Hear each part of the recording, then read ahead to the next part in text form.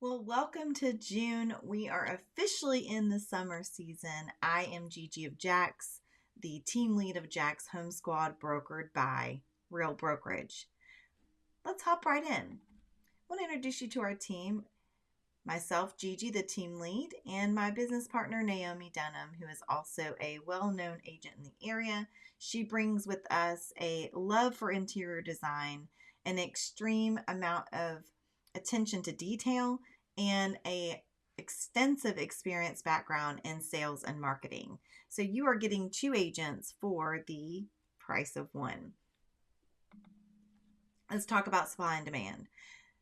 Not the hot ticket item, but one of the top three. So currently what we're seeing is the days on market is how we determine demand. And that is the amount of time a home is on the market before it actually gets an offer and goes under contract. So as you can see on the graph, days on market has decreased 9% since March of 24. So month over month, well, actually 2 months.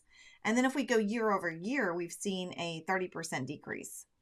But what we've also seen is that when we talk about supply, last year, April, we always go 30 to 60 days back. So April 2023, we had 6,755 active listings. And current, as of close of business, April, and then into May, we saw a significant increase, 8,593 homes. So when you hear the words inventory is low, I'm sure it makes you make the face I'm making in the photo, like, well, what does that mean? Well, here's the deal. There's active inventory.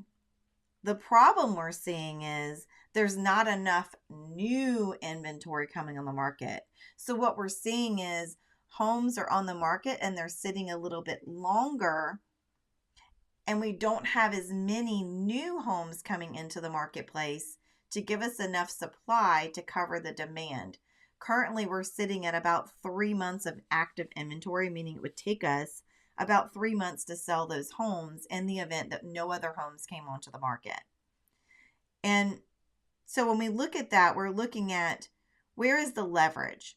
Well, it's still a strong seller's market. However, we are seeing that because of buyers sometimes sitting on the sideline or having a little bit more to look at in terms of old inventory versus new inventory, and then add in the new build construction, their incentives, buyers have a little bit more options to choose from. So we're finding that while they're coming off the sidelines slowly, they're also coming off the sidelines with a more strategic approach, and they're a little bit more particular about the details of the home. So let's talk about what's going on with the sidelines. So inflation and mortgage rates is a big topic on any channel you go to. And here's what we're seeing. The graph you're looking at is the inflation impact on mortgage rates in terms of percentages. So the feds are looking at the consumer price index. And so that is the number that they're looking at for their Fed's target. So if you can see, their target is in that 2% range. We're slightly above that. And so what we're seeing is we saw the rates in September pop up, September and November 2023. And then January, they took a big dip. And then as a result, we've seen them continue to climb upwards of 7% on a 30-year conventional. Now, there are some programs available that are helping some buyers who are serious motivated buyers. Those are the ones that are relocating. They're relocating because of schools, they're relocating because of jobs, but people are still relocating into Northeast Florida. And those folks are a little bit more creative with their financing options. They're asking more questions. They're willing to partner with our preferred lenders to do rate buy down options, temporary and permanent. So we are seeing that we're able to get the rates lowered in some cases. And we're also seeing that builders are jumping in and offering some pretty competitive incentives for rate buy down and closing costs for our buyers. So as the Fed continues to watch the consumer price index, they're also going to be making considerations for what that means in terms of rates. Well, let's talk about that. So inflation and mortgage rates impacts. What is the Fed doing? Well, the prediction is, and again, it's just a prediction based on what the local experts are looking at. In June, 92% chance they're going to keep the rate the same. July, there's a 65% chance that they keep the rates the same. And then, oh, look at September. We all know what's right around the corner. There's a 52% chance that the Fed cuts the rate. So, a lot of people have different strategies. One is, well, I'll just wait till September and start coming off the fence then, put my home on the market. If you're a seller or you're thinking as a buyer, I'll just wait and take my chances in September. Here is the thing. We have to look at the full picture. We can't just look at the clickbait that's out there that's attracting us and using scare tactics. So let's say I'm a seller and right now is June. It's the highest rate of seasonality, which we're going to touch on in a minute. And I'm just going to wait till September to put my home in the market. Certainly not a bad tactic based on the macro approach. But when I look at it in a micro approach, we're going into a season where less travel is happening. We're going into election period. We're going into the holiday season when we know that homes typically sit a little longer than normal. If I'm a buyer and I'm waiting until September, on the macro level, that looks great, right? Rates will be lower, potentially.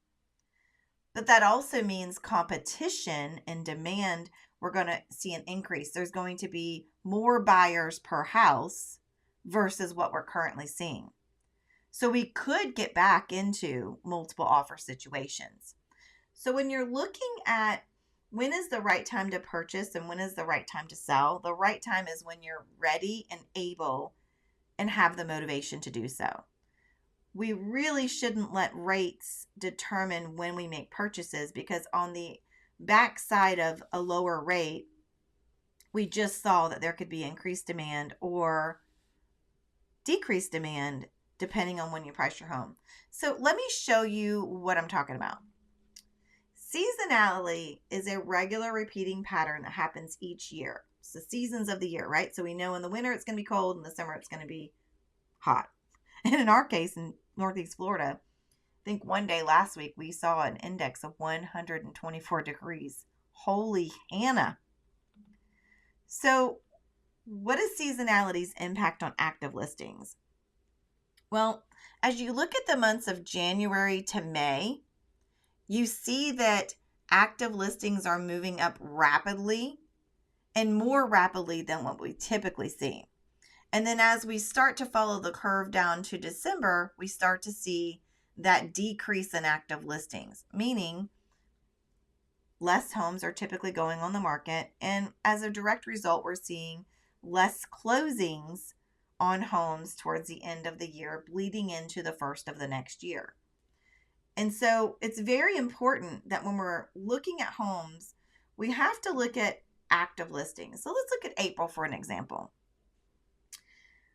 In April, there was 4,656 homes out of the, let's call it 7,000 homes that were actually priced right.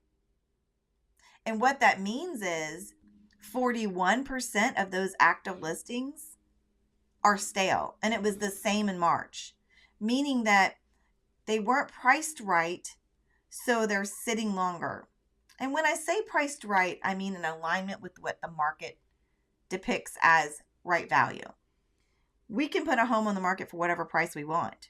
But at the end of the day, it's the market, the buyers within the market that are searching online and doing the price comparison to determine which homes they'll actually come see offline in person. This is very important that we're looking at the full spectrum of seasonality, mortgage rates, active listings, who's shopping, where are they coming from. So it is very important that you're partnering with an agent who is taking the time to do a deep dive into the analytics to help ensure that you're going on market at the right time and the right pricing strategy, and then layering in a magnificent magician style marketing strategy. So let's take a look at original price to sold price based on the days that you sit on market. So obviously from elementary school, we all know green means good and red means caution. So when we look to the far left of the graph, we're looking at the top bar represents the average percentage. So when a seller puts their home on the market and it sells, what percentage is it closing close to the original ask price, right? So at 0 to 30 days, 98% list to sold price ratio. That's pretty darn good. And the average offer of seller paid concessions, that would be things like helping buy down the rate, helping buyers with closing costs, which is offsetting the increase in mortgage rates, right? Because if a buyer can't qualify or a buyer can't afford a monthly payment, which is what everyone's focused on right now, we have to meet them somewhere to help move the property. And so what we're seeing is on average, sellers are offering right around $8,700 in negotiated seller paid concessions at closing. And that's in that first 30 days. And there's about just shy of 1,200 homes closed in April in that 30-day window. As we continue to shift to the right, just going 30 additional days, a seller is losing 4% on their list to sold price, less closings. And then if we jump over to that 60 to 90 day range, the seller is now giving up more than 7% list to sold price ratio. They're still paying in that $8,000 concession range. And if you can see, we now have half the amount of homes that actually close. And as we move further down the line, you can see that sellers are offering a higher concession and less homes are closing. This means that pricing the home correctly will ultimately net the most in a seller's pocket with the least amount of concessions. And so when you're considering a pricing strategy, you may consider pricing right at market value or just slightly below that. And we have a strategy in place that helps our sellers get their homes sold in this current market for a premium and in less than 30 days on market. So if you've got questions on that, please don't hesitate to reach out. So just to recap, in today's conversation, we talked about supply and demand. We talked about the impact of inflation and mortgage rates, what the Fed's projection is. Again, we all predict things. We talked about active listings, the impact of days on market. We talked about seasonality. So if you are considering buying or selling, please don't hesitate to reach out to us. We are happy to help you. We can answer any questions you may have. Again, if you're listed with another agent or you're partnered and in a buyer relationship with another agent, certainly we would refer you back to your agent. We certainly don't want to step on toes, but we are here to offer advice and guidance to the Northeast Florida area. And for fun, let's talk about this week's deal of the week.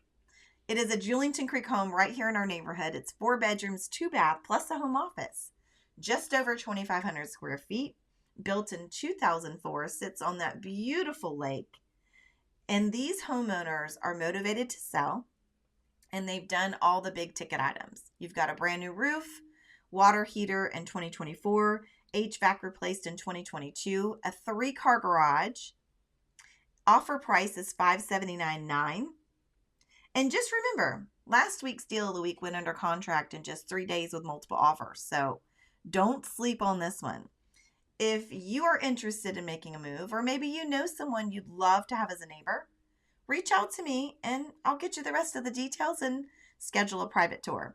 I'm Gigi of Jax, the team lead of the Jax Home Squad brokered by Real, and this was this week's Market Update.